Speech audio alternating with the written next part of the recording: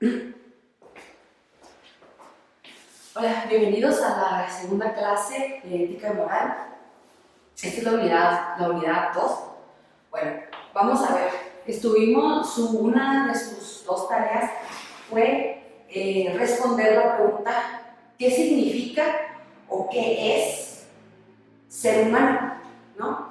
Bueno, por ahí deberán tener muchas cosas, o pocas, no sé, espero bastantes, pero si no, lo que tenemos que darnos cuenta, ¿no? A la hora de compartir los resultados de nuestras investigaciones acerca de qué es o qué significa ser humano, ser humano, ¿no?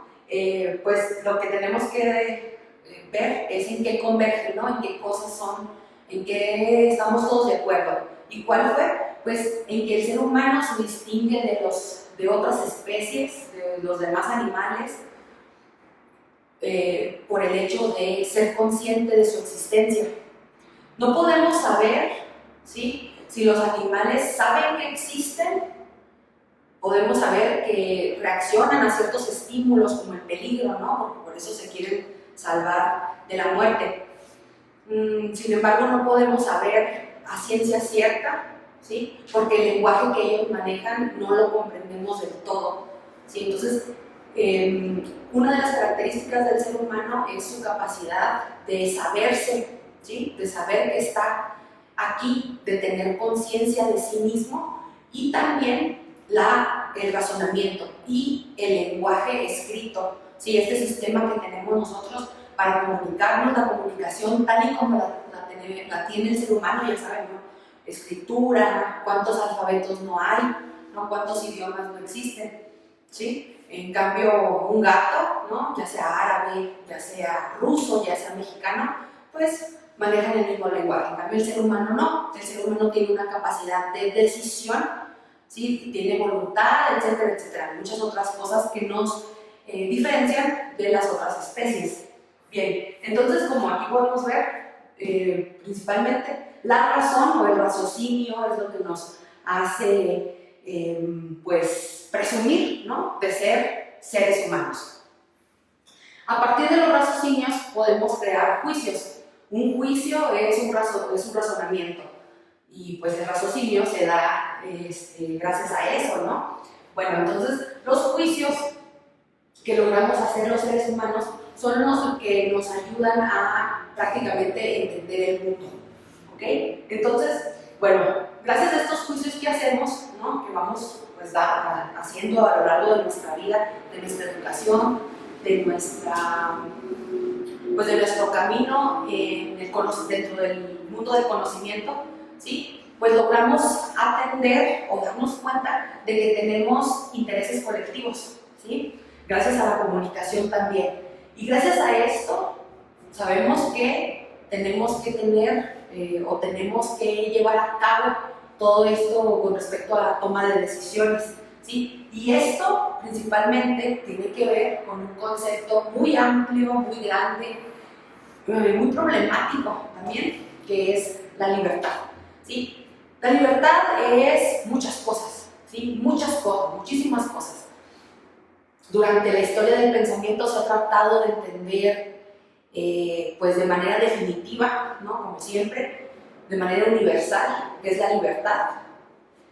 Obviamente no hemos logrado ponernos de acuerdo del todo, pero ¿no?, hemos de alguna forma encontrado algunos conceptos que nos ayudan a entender qué es lo que queremos acerca de ese concepto, ¿no?, de qué es lo que queremos, por lo menos, de la libertad, ¿no? Muchos, por ejemplo, en este caso, para nosotros también este concepto muy famoso, ¿no?, que se utiliza, de mi libertad termina donde inicia la del otro, ¿no? Ese concepto nos puede ayudar bastante a entender mucho de lo que habla la educación cívica y ética. Ahorita no interesa, ¿no?, ponernos a reflexionar sobre qué es la libertad, ¿no?, y empezar toda esta reflexión filosófica acerca de qué es la libertad, ¿no?, sino simplemente entender justamente eso, porque estamos hablando de un contexto y estamos buscando entender la libertad dentro de la sociedad. Por lo tanto, esta libertad de la que nosotros vamos a estar sirviéndonos es una libertad que tiene limitaciones, ¿sí? Tiene limitaciones. ¿Cuáles serían algunas de las limitaciones? Pues son unas limitaciones buenas, ¿no? Pues vamos a verlo de esta forma. ¿Por qué? Pues porque esta libertad busca adaptación, ¿sí? Adaptación, ¿cómo puedo yo entender la adaptación por medio de la libertad? Bueno, pues la libertad de alguna manera es, pues, obviamente un concepto, ¿sí? Y es esta capacidad que tenemos los seres humanos de entender las cosas por medio de nuestra voluntad y nuestra decisión. ¿Y estas cosas de dónde las sacamos? Pues de nuestro contexto, de nuestra cultura, ¿sí? Entonces, la libertad es una capacidad para nosotros, estudiantes de ética, de civismo, ¿sí? Es una libertad de adaptarnos a través de nuestras decisiones y de nuestras voluntades, ¿sí? ¿Cómo? Pues justamente lo vamos haciendo conforme vamos entendiendo el mundo, ¿sí? Conforme vamos entendiendo el mundo y entendemos nuestro concepto, sabemos qué sí podemos hacer y qué no podemos hacer. Pues como bien sabemos, para muchos, ¿sí? Para muchos es un problema muy grande entender la libertad y es por eso que se ha creado una constitución, ¿sí? Pues dirán ustedes, ¿por qué? Pues por eso se creó el derecho, ¿sí? Porque como no podemos decir, no podemos determinar si la opinión de alguien es completamente válida, ¿no? Puede decir lo que quiera o no, ¿sí?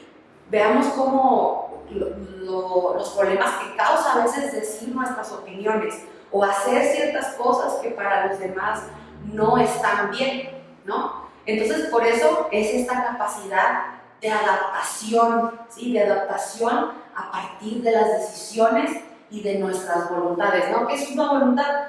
Pues podemos pensarlo desde lo más simple como un simple gusto o algo que quiero y me interesa hacer, ¿no? Bueno, a partir de allí aparece nuestra Constitución y dentro de las libertades, ¿no? Aquí es importante, ahí aparece la guía, que tal vez no lo sabes, pero aquí tenemos unos cuantos artículos que nos hablan de algunas de las libertades que tenemos como seres humanos, como individuos, como ciudadanos mexicanos, ¿no?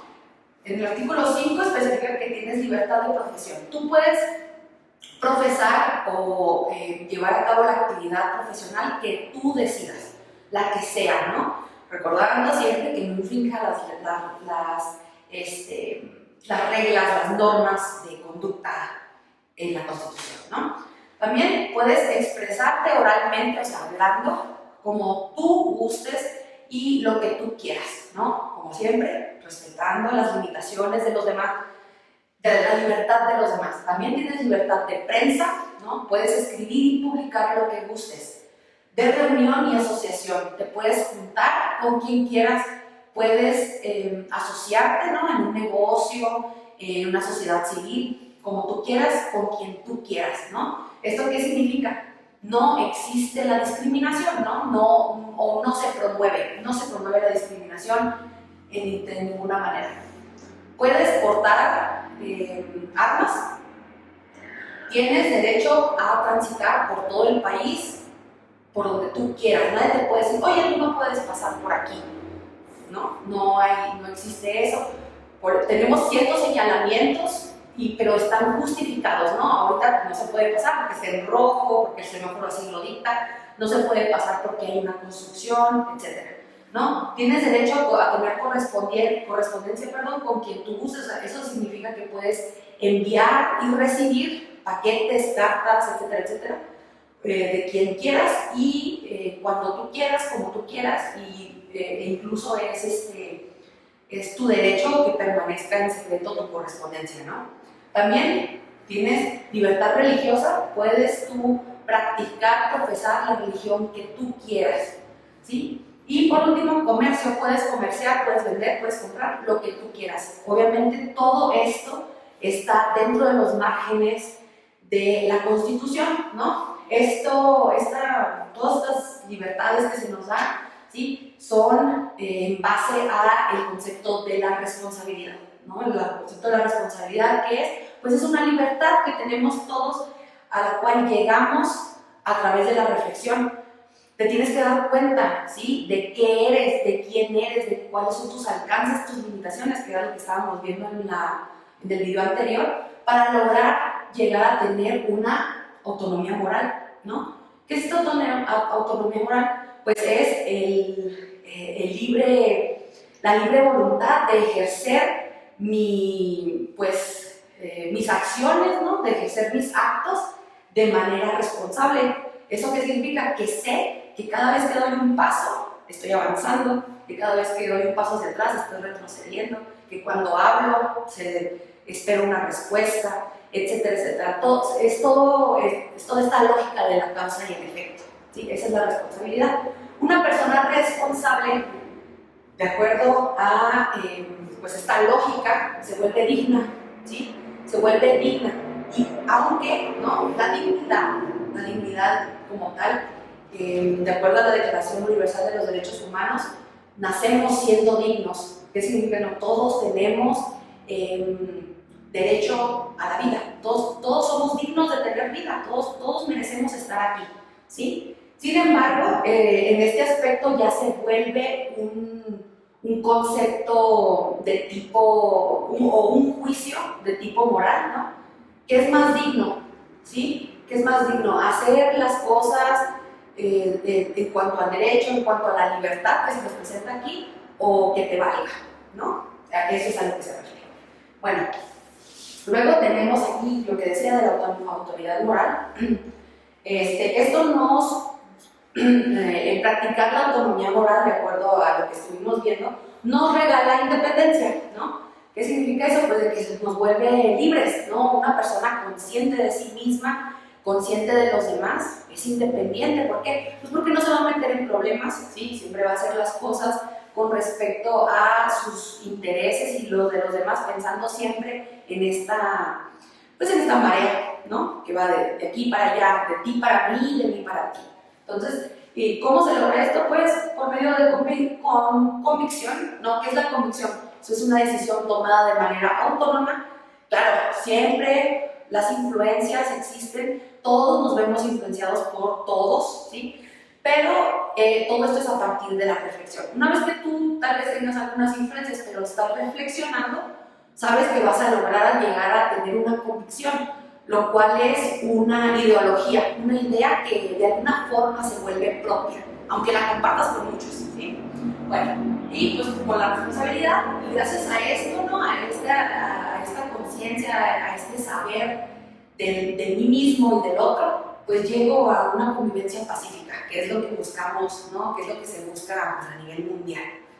Bueno, y como les decía, por ahí mencioné la diferencia entre ética y moral, ¿no? Aquí ya está plasmada, ¿no? La etimología griega y latina. Como pueden ver, las palabras, aunque sí son muy diferentes de manera, en cuanto a todo, ¿no? Fonética y estructuralmente, significan prácticamente lo mismo. Podemos ver sinónimos o afinidades entre las definiciones de los conceptos, como costumbre y hábito, que no es el hábito sino una costumbre, y la costumbre sino hábitos, ¿no? Entonces, en esencia, la ética y la moral no tienen una diferencia, pero, ¿sí? Para su estudio académico se decide que la moral, ¿sí? Es el objeto de estudio de la ética.